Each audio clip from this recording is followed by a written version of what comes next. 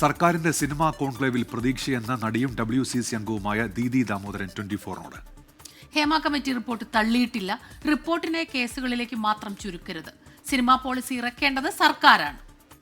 മറ്റെല്ലാ തൊഴിലിടങ്ങളിലുമുള്ള സുരക്ഷ സിനിമാ മേഖലയിലും വേണമെന്നും ദീദി ദാമോദരൻ ആവശ്യപ്പെട്ടു.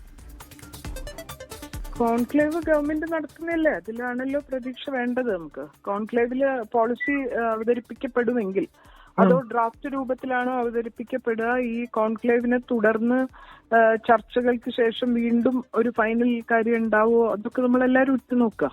WCC തുടക്കം മുതൽ പറഞ്ഞുകൊണ്ടിരുന്നത് ഹേമ കമ്മിറ്റി റിപ്പോർട്ട് എന്ന് പറഞ്ഞാൽ അത് ആ കേസുകൾ മാത്രമല്ല, ആ കേസുകളിലേക്ക് മാത്രം ചുരുക്കി കെട്ടുകയും അതിന് എത്രയോ വർഷം മുമ്പേ നടന്നത് തെളിവുകളുടെ അഭാവത്തിൽ അത് മുന്നോട്ട് കൊണ്ടുപോകാൻ താല്പര്യമില്ലാത്ത കേസുകളുടെ കാര്യം പറഞ്ഞ് ഹേമ കമ്മിറ്റി റിപ്പോർട്ടിനെ റെഡ്യൂസ് ചെയ്ത് കളയുന്നത് തെറ്റാണ്. ഹേമ കമ്മിറ്റി റിപ്പോർട്ട് ഒരുപാട് നിർദ്ദേശങ്ങൾ മുന്നോട്ട് വെച്ചിട്ടുണ്ട്. സ്ത്രീകൾക്ക് മറ്റെല്ലാ തൊഴിലിടവും പോലെ തന്നെ ഒരു സ്ഥലമായിരിക്കണമല്ലോ സിനിമയും.